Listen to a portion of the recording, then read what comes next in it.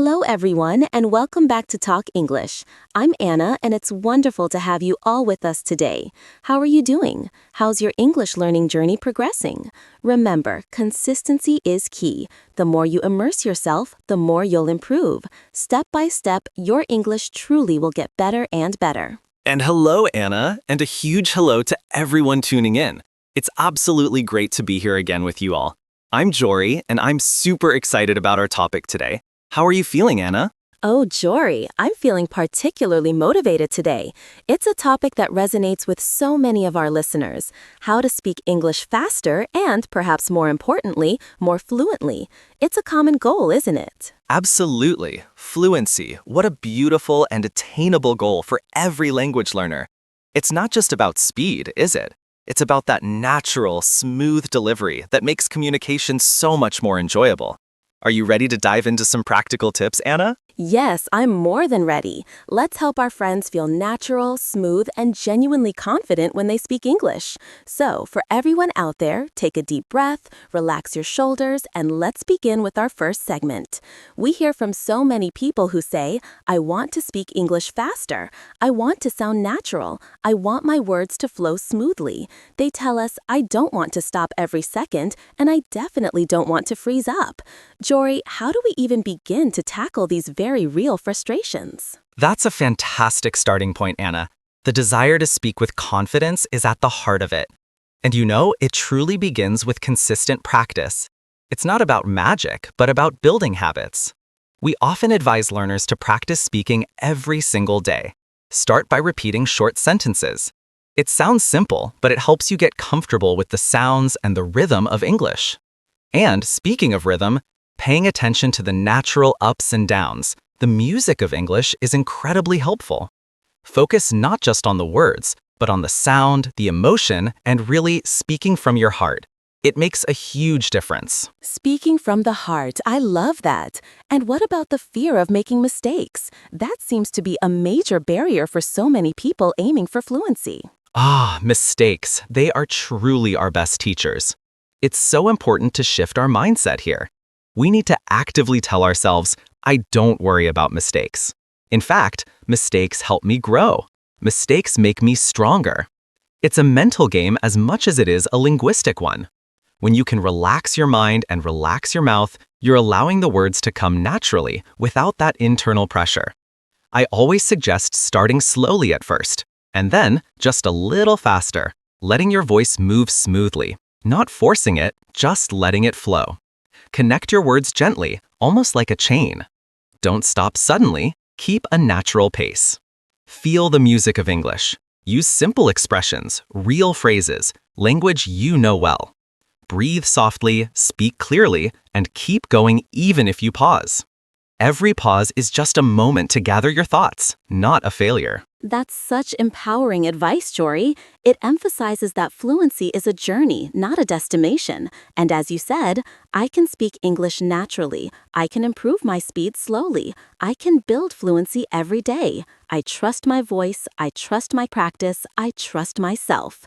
Those are powerful affirmations. You're doing great, everyone. Take your time, follow the rhythm, breathe deeply.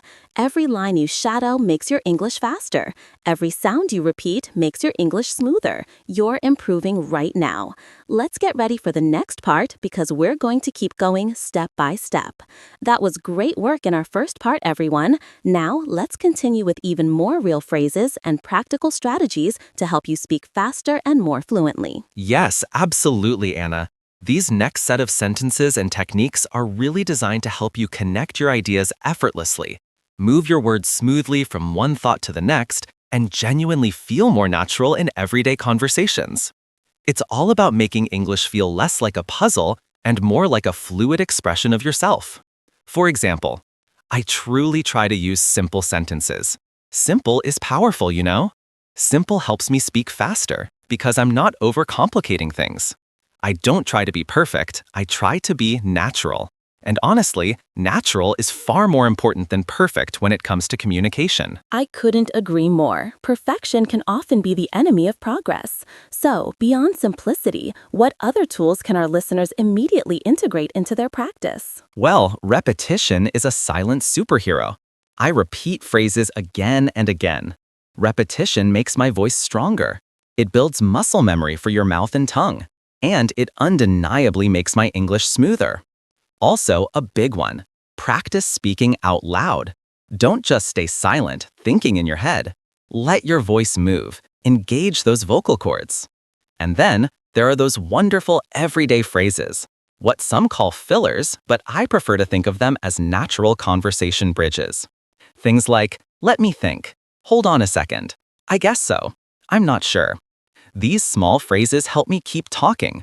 They give me time to think without that awkward silence, and crucially, they make my English sound much more natural, more authentic. That's so true. They're not just placeholders, they're vital components of natural speech. And what about connecting ideas? That's another big challenge for many. Precisely. Learning to connect your ideas is fundamental. Think of phrases like, I went to the store and then or I was thinking maybe we could, or I don't know, but I feel like. The key is not to stop your speaking suddenly. You keep going softly, you move from one idea to the next, creating a continuous flow. This is also where active listening comes in. I always tell people to listen to how native speakers talk. Notice their rhythm, notice their pauses. Yes, they pause too. And notice their small expressions. Then try to copy that rhythm, copy that tone, copy that flow. Don't worry if you pause. Pausing is natural. Everyone pauses when speaking. And don't worry if you forget a word. You can always explain it another way or use simpler words. Remember, you can speak faster when you feel relaxed. Relaxation helps fluency. Calm breathing helps fluency. When I feel calm, my ideas come more easily, and my sentences flow so much better. You're doing amazing, everyone. Keep shadowing slowly, let the rhythm enter your voice. Every sentence you repeat makes your fluency better. You are improving right now. Let's continue to part 3 and practice even more natural fluency lines. You're doing great so far. Now, Jory, let's practice a long, natural conversation, one that really helps our listeners speak faster and more fluently by mimicking a real-life exchange. Yes, this conversation exercise is designed to feel soft, natural, and genuinely relaxed. Shadow each line slowly with us and truly try to feel the real flow of English. So, Anna, I want to ask you something.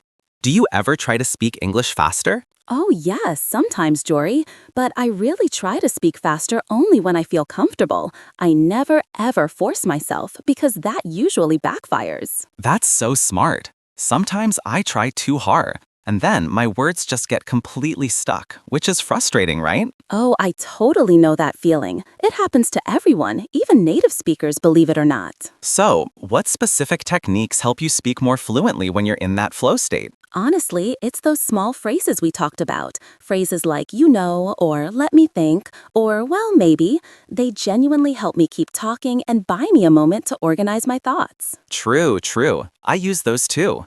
They're like little verbal bridges. They give you time, and they certainly keep the conversation alive. And I also find that I listen well.